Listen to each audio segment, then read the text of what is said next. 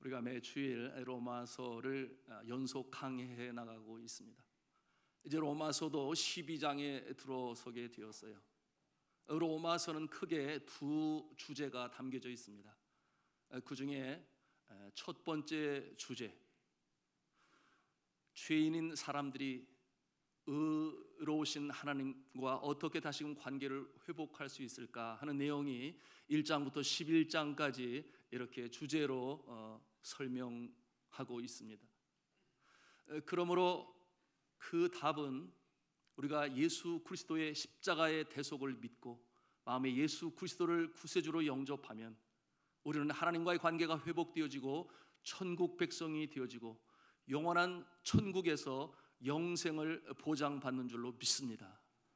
그것이 1장부터 11장까지의 교리적인 내용이라고 한다면, 이제 두 번째 파트는 이제 오늘 우리가 시작하는 12장으로부터 시작이 되어집니다. 12장으로부터 16장까지는 이제는 행동 강령이에요. 지금까지 배운 그 내용으로 어떻게 이 세상을 살아갈 수 있느냐 하는 구체적인 것을 우리에게 가르쳐 주고 있습니다. 어떻게 하나님께서 기뻐하시는 올바른 삶을 살아갈 수 있는가, 즉 삶의 자세에 대한 내용을 담고 있어요. 그러므로 12장을 시작하는 접속사는 그러므로라고 시작을 합니다. 이 말씀은 그렇다면 우리는 구원받은 백성으로 어떻게 살까요? 라고 하는 질문으로 시작되는 것입니다. 그 모습은 첫째, 우리 같이 한 음성으로 했으면 좋겠습니다. 우리 몸을 산 제물로 드리라. 아멘. 자, 영적 예배로 너희 몸을 드리라고 말을 합니다. 몸을 산 제물로 드리라고 말씀하세요. 우리가 글자 그대로 상상을 해보면 끔찍하지 않겠습니까? 해석을 잘못하면 아니 사람도 짐승처럼 제물로 드려야 하는 것인가? 이렇게 잘못 해석할 수 있습니다. 이 말씀의 의미는, 예배는 두 가지 모습의 예배가 있습니다. 첫 번째 예배는 예식으로서의 예배인 것이에요. 오늘 이 시간처럼 주일에 예배당 안에서 순서에 따라 감사하고 찬양하고 헌금하고 기도하고 주의 말씀을 들으며 우리의 마음을 감사로 하나님께 드리는 것을 예식적인 예배 또는 의식적인 예배라 그렇게 표현할 수 있겠습니다. 그런가 하면 두 번째 형태의 예배가 있어요. 그것은 축도를 마치고 예배당을 나서는 그 순간부터 시작되어지는 예배인 것입니다. 그 예배는 몸을 제물로 삼아 드리는 것이에요. 다른 말씀으로 몸을 사용해서 드리는 삶의 예배인 것입니다. 이 말씀은 우리의 삶의 전체, 주일뿐만 아니라 월, 화, 수, 목, 금, 토 모든 날들 속에 우리의 삶으로 하나님께 드리는 예배를 바로 두 번째 예배라고 말씀하고 있는데, 이것이 바로 비로소 살아있는 예배요, 영적인 예배라고 말씀하고 있는 것입니다. 그러니 예식적인 예배가 있고 또한 산제물로 드리는 예배가 있으니 이 둘이 합하여 하나님이 기뻐하시는 영적인 예배를 드릴 수 있다. 이와 같은 교훈으로 오늘 우리에게 말씀하고 있는 것입니다. 성도 여러분, 여러분은 나의 일, 하나님께서 나에게 주신 그 일터에서 하나님께 영광 올리기를 원하십니까? 이와 같은 염원을 가지고 하나님 앞에 감사로 예배 드리는 모습이 교회뿐만 아니라 여러분의 가정, 여러분의 일터, 여러분의 생업의 현장, 또한 학교에서, 직장에서 나타날 수 있기를 저는 주님의 이름으로 축원합니다.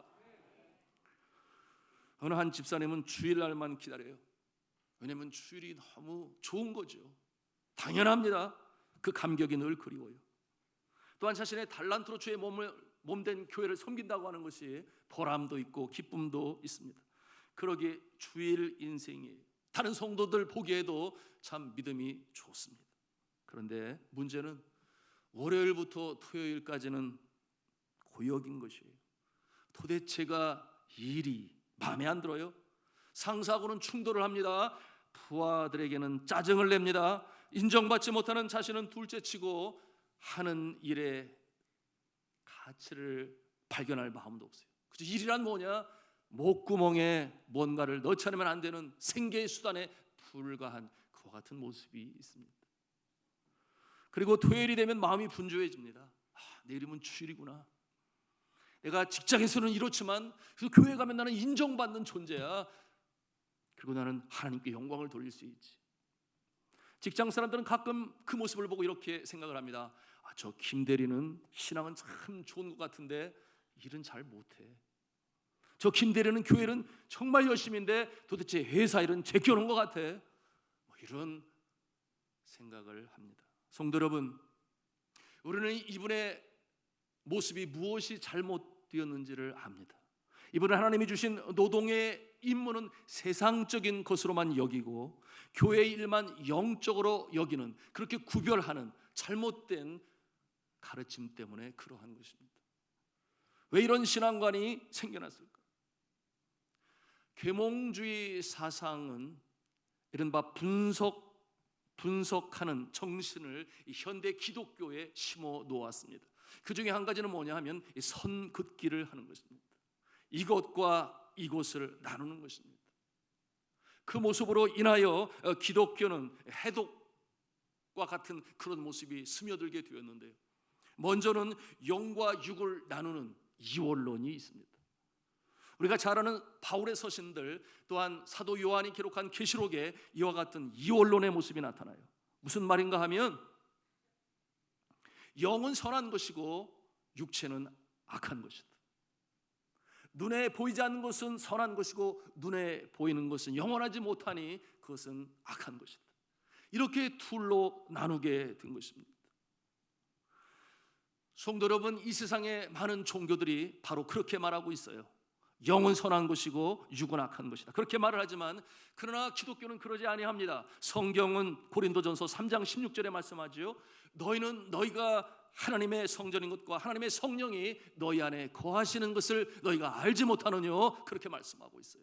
너희가 하나님의 전인 것과 우리의 육신은 우리의 영혼이 깃드는 전이다, 그렇게 말씀하고 있는 것입니다. 사랑하는 성도 여러분, 육체는 하나님께서 우리에게 주신 귀한 선물인 것입니다. 그리고 귀한 것이에요. 불필요하게 영과 육의 선을 긋고 나눈 나머지 육에 속한 모든 것을 세속적인 것으로 여기고 마는, 그러면서 기독교의 중요한 정신을 잃어버리고 말았습니다. 성경은 데살로니가전서 5장 23절에 분명히 말씀하죠. 평강의 하나님이 친히 너희를 온전히 거룩하게 하시고 또 너희의 온 영과 혼과 몸이 우리 주 예수 그리스도께서 강림하실 때에 흠없이 보존되기를 원하노라, 그렇게 말씀하셨어요. 영뿐만 아니라 혼뿐만 아니라 너의 몸까지도 그렇게 말씀하시는 것은 우리의 영혼도 귀하고 몸도 귀하다, 그렇게 말씀하는 것이죠. 자, 우리가 예수 그리스도를 믿게 되면 우리는 새로운 피조물이 됩니다. 그러니 성경은 말씀합니다. 누구든지 그리스도 안에 있으면 새로운 피조물이라, 예전 것은 지나갔으니 보라 새 것이 되었도다, 이렇게 말씀합니다. 여러 변화 중에 아주 놀라운 것 하나는 우리의 몸이 성전이 된다고 하는 것이에요. 믿지 아니하는 사람과 믿는 사람의 몸이 특별히 다를 바가 없는 것 같지만 그러나 그렇지 않아요. 이와 같은 모습은 우리가 예루살렘 성전을 성전이라 일컫는 것에 비유하여 쉽게 생각해 볼 수 있습니다. 여러분, 하나님이 거하시는 예루살렘 성전, 자, 그와 같은 모습은 사실 하나의 건물일 뿐입니다. 그러나 전이라고 부르는 것은 큰 집 전자를 사용하는 것이죠. 전이라고 하는데 그 앞에 거룩할 성자를 붙여서 성전이라고 합니다. 그 이유는 분명하죠. 하나님의 영이 그 안에 거하시기 때문에 단순한 건물이 아니라 거룩할 성자, 큰 집 전자의 성전이 되는 것입니다. 마찬가지로 우리의 육신은 믿지 않는 자와 다를 바가 없으나 우리가 예수 그리스도를 나의 구세주로 영접하는 순간, 삶의 주인으로 영접하는 순간 예수 그리스도의 영이 우리 안에 성령의 모습으로 거하게 되니 우리의 몸은 거룩할 성자를 사용하는 성전인 줄로 믿으시기를 바랍니다. 그래서 우리 육신이 다른 것이에요. 죽은 다음에 거룩한 몸으로 천국에 가는 것이 아니라 이 땅에 살아가는 동안에 예수님을 영접한 그 마음과 육신은 새로운 몸, 새 생명, 새 생활로 살아가는 하나님의 자녀인 줄로 믿으시기를 바랍니다. 그렇기 때문에 우리의 마음에 예수님을 모시면 우리의 몸은 거룩한 전이 되고 그래서 우리 몸을 잘 사용해야 되는데요, 우리의 몸을 함부로 굴리면 아니 되겠습니다. 우리의 몸을 로마서에 있는 말씀처럼 의의 병기, 하나님이 기뻐하시는 도구, 하나님의 영광을 나타내는데 귀하게 쓰임받는 여러분의 몸, 여러분의 행함, 실천이 될 수 있기를 주님의 이름으로 축복합니다. 그러기 위해서 우리의 육신을 잘 관리해야 되는데요, 어떻게 관리할까? 우리 성전의 모습을 생각하면 쉽죠. 먼저는 외적인 모습으로 관리를 잘해야 되겠습니다. 예를 들어 건물이 먼지가 덮이면 청소해야 되겠죠. 부서지면 고쳐야 합니다. 마찬가지로 우리 몸도 관리를 잘해야 되는데, 건강한 몸이 되기 위해서 우리가 좋은 음식 잘 가려서 절제하며 먹어야 되겠습니다. 우리 몸에 연기가 들어오고 나가고 아궁이가 되고 굴뚝이 되고 이와 같은 모습은 안 좋은 것이죠. 왜? 건강을 해치는 것이기 때문에. 어떤 분은 스트레스를 풀기 위해서 담배를 핀다고 하시는데, 몸을 망가뜨리는 것을 하나님이 기뻐 원치 아니하시죠. 그래서 과거에 선교사들이 이 땅에 복음을 들고 들어왔을 때에 술은 얼마나 많이 먹었는지, 먹고 나서 주정원 또 얼마나 심합니다. 부인을 때리고 일은 하지 않고, 거기에 또 담배를 얼마나 피운, 주초금지라고 하는 그와 같은 내용으로 가르치게 되었는데요, 여러분, 제가 선교지에서 24년을 마치고 한국에 들어오니 텔레비전 광고를 보게 되는데, 전에는 선교사님이 담배 피지 마세요 그랬는데 지금은 공익광고협의회에서 얼마나 아주 리얼하게 그 광고를 하는지, 그 폐암으로 인해서 또 담배 피는 것으로 인해서 이 혀가 이렇게 잘려져 나간 분이 담배 피지 마세요 이렇게 말을 하는데, 얼마나 그 모습이 참 공포스러운지, 야, 저것만 보기만 해도 담배 끊겠다 이런 생각을 했었습니다만, 사랑하는 성도 여러분, 우리의 몸은 하나님의 전인 줄로 믿으시기를 바랍니다. 거룩하게 잘 관리해야 돼요. 그러면은 또한 건강하기 위해서 운동도 규칙적으로 해야 될 것입니다. 그러므로 내 몸이 내 것이 아니고 하나님의 것이다, 내 안에 거주하시는 성령님의 인도하심을 따른다, 이와 같은 마음은 너무나 필요한 것이죠. 근본에 네팔 선교지를 답사하면서 저희가 일정 마친 후에 미니 트리킹을 한다 해서 오스트리안 캠프를 올라가게 되었어요. 굉장히 가파릅니다. 거기에 도달하기 위해서 보통 한 1시간 30분이 걸리는 그런 가파른 길인데, 그런데 작년에는 몇 분이 너무 힘드셨어요. 그래서 천천히 걸어 올라오시는데, 그래도 다행히 낙오하시는 분은 없었습니다. 그럴 수밖에 없는 것은, 오다가 거기 머물러 있으면 어떻게 되겠어요? 올라오셔야지 잠도 주무시고 먹을 것 먹지 않겠습니까? 그런데 이번에는 참 감사한 것이 1시간 반 안에 모든 우리 교우들이 다 그곳에 잘 올라올 수 있었으니 감사했어요. 여러분, 그와 같은 곳에 가보면 우리의 체력이, 우리가 관리를 잘하고 있는지를 금방 알 수 있게 되지요. 평소에 쓰지 않던 근육들을 사용해야 되고, 또 가파른 곳을 올라야 되니, 어느 분은 무릎이 시리기도 하고, 내가 안 그랬었는데 왜 그러지? 이런 말씀을 하시지만은, 하나님께서는 우리의 몸을 의의 병기로 사용하기를 원하시니 건강하시기 바랍니다. 관리를 잘 하셔야 돼요. 그런데 어느 분은 보니 텔레비전에 다큐멘터리도 나오는데, 이분은 자신의 몸 건강 관리하는 것을 목적으로 알고 사시는 분 같아요. 열심히 운동을 하고 쉬는 시간을 제외하고는 또 열심히 운동을 하고, 그래서 체력 관리를 하고 건강을 유지하려고 하는데, 물론 좋습니다. 그 저변에는 어떤 염원이 있겠습니까? 장수하고 싶다, 그런 마음이 있겠죠. 다 좋습니다. 그러나 믿음의 사람들은 달라야 해요. 건강한 것이 목적이 아니라, 우리 한번 한음성으로 하겠습니다. 하나님의 사명을 위해서 나는 건강해야 된다. 아멘입니까? 사명을 감당하기 위하여 우리가 주님 앞에 더더욱 드리기 위하여, 그래서 우리가 건강을 하나님 앞에 기도하고 지켜나간다면 하나님께서 우리를 사용하시기 위해 건강도 복으로 주시는 줄로 믿습니다. 그것이 믿는 자와 믿지 아니하는 자의 건강 가는 것이에요.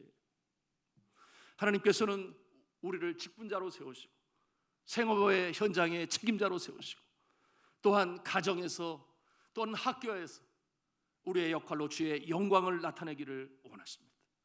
그렇기 때문에 우리는 확실한 생각을 가지고 있어야 됩니다. 그렇기 때문에 우리는 과식하면 아니 됩니다. 그런가 하면 과음하면 아니 됩니다. 과로하면 아니 됩니다. 또 뭐가 있을까요? 과속하면 아니 됩니다. 과유불급이라는 말이 있어요. 지나치면 그것이 오히려 해롭다, 그런 뜻 아니겠습니까? 지나치면 모자란만 못하다, 그런 뜻을 가지고 있어요. 이런 이와 같은 마음을 가지고 주님이여 나를 주님의 자녀로 삼으시고 사명 감당할 수 있는 건강을 허락하여 주옵소서, 이런 마음을 가져야 하겠습니다. 두 번째로 이 잘못 이해된 기독교 가르침이 있으니 그게 뭐냐 하면 성과 속을 나누는 것이었습니다. Sacred and secular라고 하는 그런 용어를 사용하죠. 그것은 무슨 말씀인가 하면 거룩한 것과 세속적인 것을 나누기 시작했습니다. 예를 들어서 설교하는 것은 거룩한 것이고 점심을 먹는 일은 거룩한 것이 아니다, 세속적인 것이다. 그 말이 맞습니까? 과거에 미국의 청교도들 중에는 영화를 보거나 또는 수영을 하거나 춤을 추는 것, 이와 같은 것은 세속적인 것이라고 해석을 했어요. 그래서 기독교 학교들은 오랫동안 학교 안에서 춤추는 일을 못하게 했습니다. 물론 당연히 주초를 금지했고요. 그런가 하면은 여자들이 수영복을 입고 수영장에서 수영하는 것도 세속적이라고 그렇게 정의를 내렸습니다. 그러니 그러지도 못했어요. 사랑하는 성도 여러분, 그러나 성경은 밥을 먹는 일은 세속적인 것이요 설교하는 일은 거룩한 것이다, 그렇게 말씀하지 않습니다. 성경은 고린도전서 10장 31절에 말씀합니다. 그런즉 너희가 무엇을 하든지 먹든지 마시든지 무엇을 하든지 하나님의 영광을 위하여 하라, 그렇게 말씀하십니다. 무슨 말씀이에요? 속되고 거룩한 일이 직업적으로 따로 있는 것이 아닙니다. 중요한 것은 일의 동기와 목표가 바르면 되는 것이에요. 하나님께 영광이 되어지고 하나님께 부끄럽지 않으면 하나님께서 그것이 거룩한 것이 되는 것입니다. 자, 이 잘못된 가르침은 오늘날 이 시대에 성도로 하여금 세상을 향한 책임을 망각하게 만들었어요. 세상 속에서 교회 역할을 다하지 못하게 만들었어요. 주일날만 주님의 날이고 평일은 아닌 것처럼 행동하는, 앞서 말씀드린 그 집사님의 문제가 여기에 있는 것입니다. 교회와 세상 사이에 불필요한 담이 생긴 것이에요. 하나님의 관심은 교회를 넘어 세상에 있습니다. 좀 더 구체적으로 말하면 집을 떠난 탕자들에 대한 관심이 있어요. 집 안에 있는 장남도 귀하고 사랑스럽지만 그러나 집을 떠난 그 아들.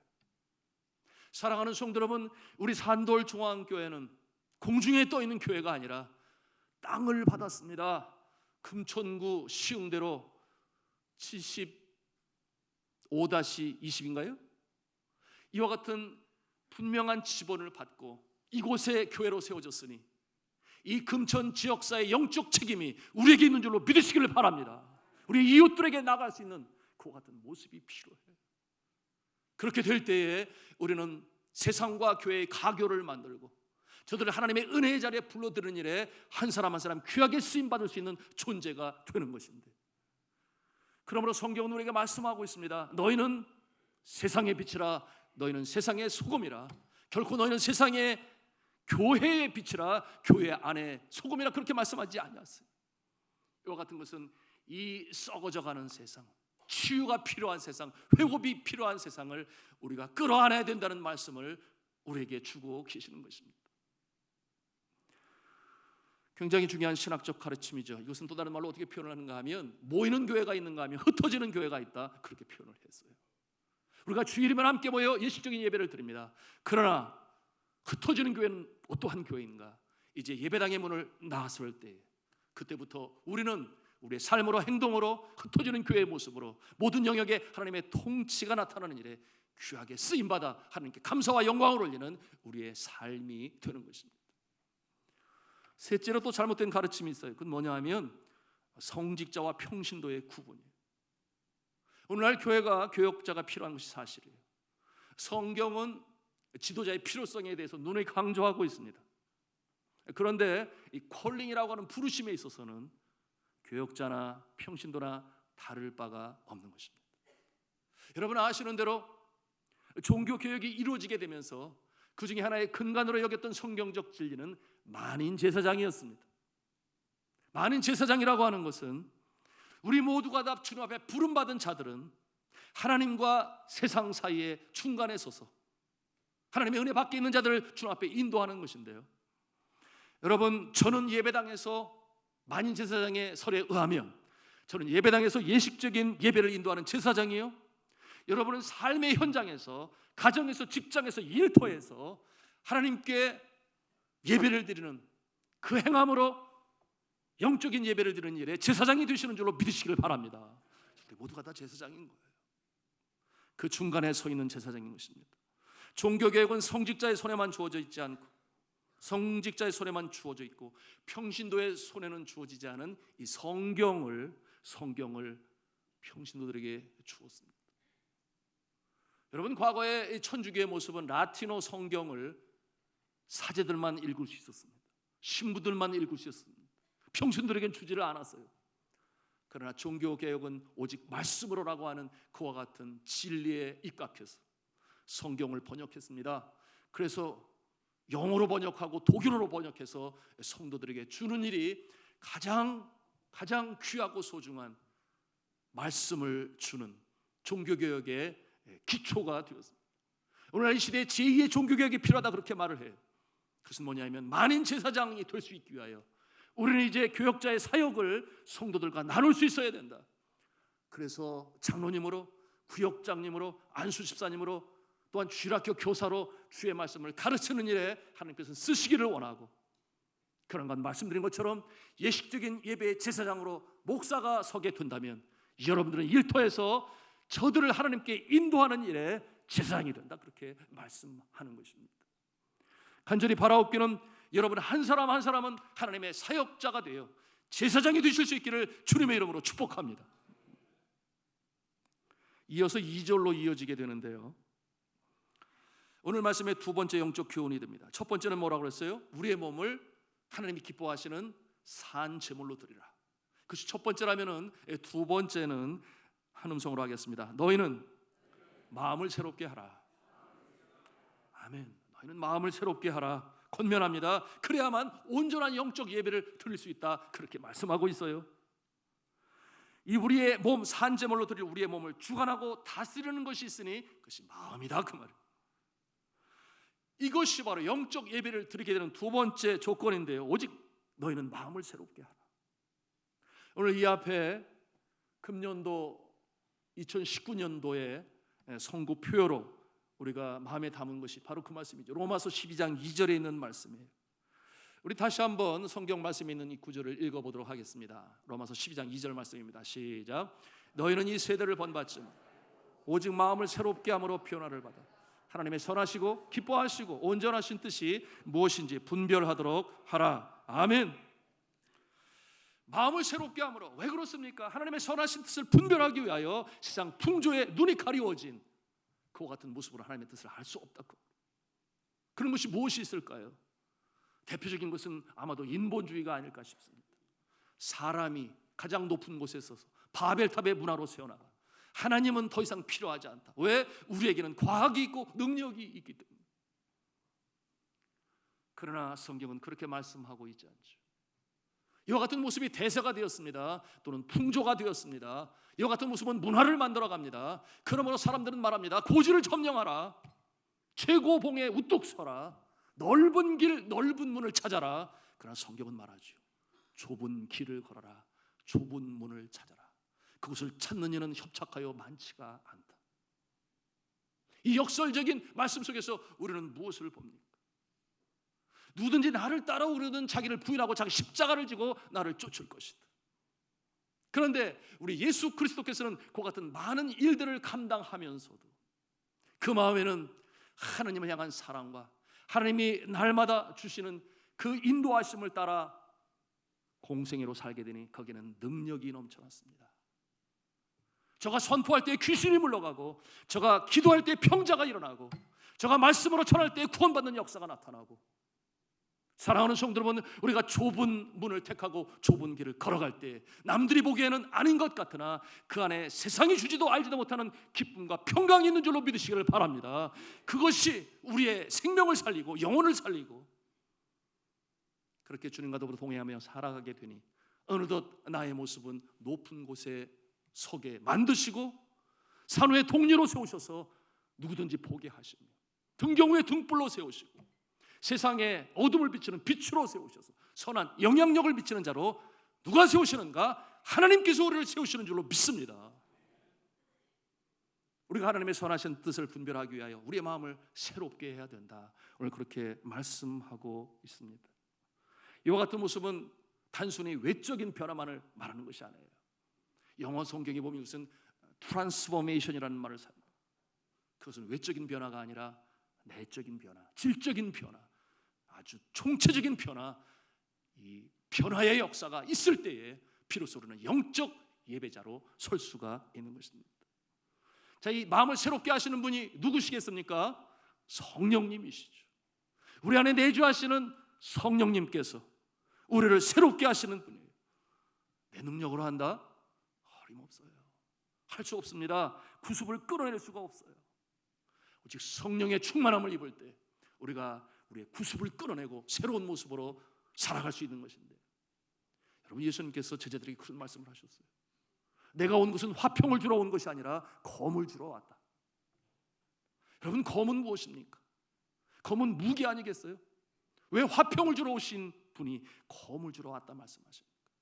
그와 같은 말씀은 주님을 따르는 길에 끊어내낼 것이 너무나 많아요. 구습을 끊어내야 되고 습관을 끊어내야 되고 세상 풍조를 끊어내야 되는데 우리의 힘으로 될 수 없으니 검을 주러 왔다. 그 검은 무엇의 심볼입니까? 바로 성령님을 검으로 표현을 하고 말씀을 검으로 표현을 하는, 나의 힘으로 되는 것이 아니라 우리가 성령님을 의지할 때 우리의 잘못된 구습을 끊어내고 우리의 심령이 새로워지니 하나님의 선하신 뜻을 분별하는 존재가 되는 줄로 믿습니다.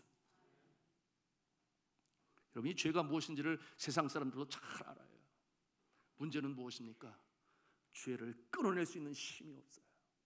우리 믿음의 사람도 아니겠습니까? 성경은 좋은 말로 이것이 진리라고, 그렇게 살면 안 된다고 계속적으로 반복적으로 말하는 것을 우리가 알아요. 그러나 중요한 것은 구습을 끌어낼 수 있는 힘이 있는가, 좌절과 절망에서 일어날 수 있는 힘이 있는가, 사랑으로 끌어안아야 되는데 그럴 만한 힘이 있는가. 그런가 하면은 유혹이 닥쳐올 때 그것을 아니라고 노라고 말할 수 있는 힘이 있는가, 아니면 이것은 부정인데 이것은 불법인데 이렇게 하면 아니 되는데 라는 생각이 있을 때에 그것을 가지고 고민하고 염려하는 것이 아니라 아니다 라고 말할 수 있는 힘이 필요한데, 이 힘은 어디서 오는 것입니까? 바로 하나님께서 예수 그리스도로 말미암아 성령으로 우리 안에 역동적으로 역사하실 때 주시는 줄로 믿으시기를 바랍니다. 그러므로 기도하고 나가면 하나님께서 주세요. 여러분, 우리가 예배를 드리는 것은 너무나 쉬워요. 무슨 예배? 예식적인 예배. 주님 전에 나와서 예배를 드려요. 아름다운 찬송을 들어요. 또한 때로는 말씀을 통해 힘을 얻고 그리고 다시금 일어서서 세상을 이겨나가고자 하는 다짐이 있습니다. 그러나 정작 중요한 것은 이제 축도를 마치고 나가는 그 현장에서 우리는 영적인 예배를 드릴 수 있는 거예요. 이것은 항상 도전인 거예요. 결코 쉽지가 않습니다. 왜? 세상 풍조가 이 세상을 끌고 나가기 때문에 그렇죠. 제가 네팔에서 사역을 감당할 때 학교를 시작할 때 굉장히 재정적으로 어려웠습니다. 학교를 시작해야 되는데 필리핀에서 사용하던 사륜구동 집차를 팔아서 학교의 설립 기금으로 출발했습니다. 교육부에서는 컴퓨터 과목을 시작하라고 그렇게 이제 명령이 하달되었는데 저희 학교는 컴퓨터 클래스를 시작할 만한 그런 컴퓨터도 없고 재정적인 여유도 없었어요. 주 앞에 기도할 뿐이죠. 이와 같은 내용을 한 한국의 한 후원 교회에서 마침 우리가 컴퓨터 4대를 가지고 있는데 그게 무슨 컴퓨터인가 알아보니, 여러분, 이 공무원들이 일하는 이 관청에서는 그 아직도 깨끗한데 쓸만한데 폐기 처분하고 새롭게 이렇게 가는 모양이에요. 그래서 4대를 가지고 있는데 그것을 가지고 가면 쓸만하겠냐고 그래서 지금 찬밥 더운 밥 가리게 상황이 아니잖아요. 가릴 상황이 아니에요. 아이 가져오시면 좋은데 그런데 반드시 가지고 오셔야 됩니다. 그것을 화물로 붙이시면 세관 통과가 어렵습니다. 그렇게 이제 말씀을 드렸어요. 그리고 이 교회 팀이 한 15분 정도가 오셨는데 그 카트만두 공항에 들어오게 되니 저는 나올 때 무엇을 보겠습니까? 다른 가방은 눈에 들어오지도 않아요. 컴퓨터가 어디 있나? 컴퓨터가 어디 있나? 뭐 그것만 바라보게 되었는데 세상에 그때는 김포공항이었을 거예요. 김포공항에 가서 붙이려고 하니 짐이 오바가 돼가지고 어떤 거를 먼저 가져가느냐 우선순위를 따지다가 그러면 이 컴퓨터는 여기에서 이 화물로 옆에 붙이는 곳이 있으니까 거기서 붙이고 가자고 해서 그렇게 붙였다는 거예요. 그러니 나올 때 함께 나오지 못하니 이 컴퓨터를 어디 가서 찾아야 되는가 알아보니 카고라고 하는 화물로 날라온 그곳에 가서 찾아내야 되는데 찾아야 되지 않겠습니까? 그분들이 떠나기 전에 기증식을 하고 싶다고 그래서 찾으러 갔더니 거기에서 뭐라고 말하는가 하면 당신들은 이 나라에 들어오지 말아야 할 산업 쓰레기를 보내왔습니다. 그러니 이거 도로 가지고 가시오. 아니 그렇게 얘기를 하는 거예요. 얼마나 난처합니까? 그것을 고아원들 17개의 고아원들의 아이들이 모여서 공부를 하는데 충고라도 감사히 사용하려고 하는데 아니 그것을 도로 가져가라고 그러니 그래서 그러지 말고 봐달라고 제가 애원을 했습니다. 이 상황들을 설명을 했습니다. 그랬더니 저들이 그러냐고 들어보니 딱하다고 그러면서 하는 얘기가 그러면 새 곳으로 취급을 해서 문서를 꾸밀 테니까 그렇게 하자고 그래서 좋습니다. 그래서 그렇게 했어요. 새 곳으로 해서 세금을 매기니 원가의 50%인가요? 세금을 매겨야 되는 거예요. 그러다 보니까 얼마가 나왔는가 하면 2,500불이 나왔어요. 2,500불이면 한국 돈으로 한 280만 원 되나요? 그러면은 그 돈 가지고 네팔에서 새 거를 사지 뭐 이런 생각이 들게 된 거예요. 이것은 아닌데 어떻게 하면 좋지? 이런 상황에서 나오는데 거기에 밖에 있는 한 직원은 아닌 것 같고 브로커라고 말할 수 있겠네요. 저한테 다가오더니 그러는 거예요.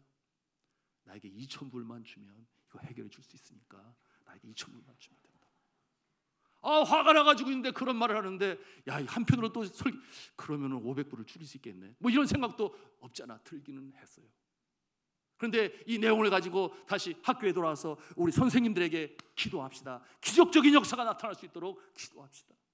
그리고 또한 신학교에서 우리 학생들이 그 같은 내용을 놓고 새벽마다 기도하니 함께 기도합시다 그러면서 하고 있는데요. 해결이 되지를 않아요. 이미 소년들은 다 떠났어요. 그리고 한국에서 연락이 그 해결 잘 됐냐고 무슨 해결이 잘 돼. 그러는데 주 앞에 간절히 간구하는데 하나님께서 저에게 마음의 깨달음으로 주시는 것은 야 현정아 네 이름대로 해라. 무슨 말인지 잘 모르시죠? 제 이름에 발을 정자가 있잖아요. 발을 정자. 바로 정도를 걸어라. 그렇게 하지 마라. 알겠습니다. 다시 찾아갔어요. 그런데 끝까지 버팅기고 앉아서 물러서지 않으니 그가 긍휼히 여겼는지 하는 얘기가 한 가지 방법이 있는데 내가 100% 장담할 수는 없는데 먼저 환경청으로 가서 이것이 쓰레기가 아니라는 증명을 받고 두 번째로는 지금 운영하고 있는 학교의 아이들이 가난한 집안에서 와서 스스로 노트북이나 컴퓨터를 살 수 없는 고아원 아이들이라는 것을 증명을 하고 그런 일을 다 하는 거예요. 그러면서 하는 말이 그럼에도 불구하고 100% 이게 나는 장담은 못한다. 시간이 많이 걸릴 거다. 그렇게까지 얘기를 해놓은 거예요. 그래서 그래 가자 해보자 해서 이제 진행을 하는데 뭐 지방교육청부터 시작해서 환경청부터 하나씩 다 해가는데 얼마나 걸렸느냐 4개월이 넘게 걸렸습니다. 4개월이 넘게. 나오게 되었으니 너무나 감사한데 그럼 세금을 얼마를 냈느냐 200불 냈어요. 너무 감사하죠. 좀 그렇다고 고개 좀 끄덕여 주세요. 그때 그게 얼마나 저는 기쁘고 감사하고 아니 그곳에 선교사로 그 땅에 2세대를 본받지 말고 그 땅에 구습으로 진행되어지고 있는 뒤로 주고 받고 하는 일에 선교사는 진리의 말씀으로 전하러 갔는데 신학생들 앞에서 가르치는 자가 교사들은 그 내용을 갖고 있는데 뒤로 다 그걸 해요. 제가 그 답답하던 때에 먼저 그 땅에 온 여러 한국 사람들에게 찾아가서 선험자들이 물었어요. 어떻게 하면 좋겠냐? 그걸 몰라서 물어요. 어떻게 하면 돼요? 그거 적당히 이렇게 주고 그렇게 해서 빼놓으면 되는 거예요. 다 그렇게 하는 거예요. 사랑하는 성도 여러분, 너희는 이 세대를 본받지 말고 오직 마음을 새롭게 함으로 새로움을 받아. 변화를 받아 하나님의 선하시고 기뻐하시고 온전하신 뜻이 무엇인지 분별하도록 하라.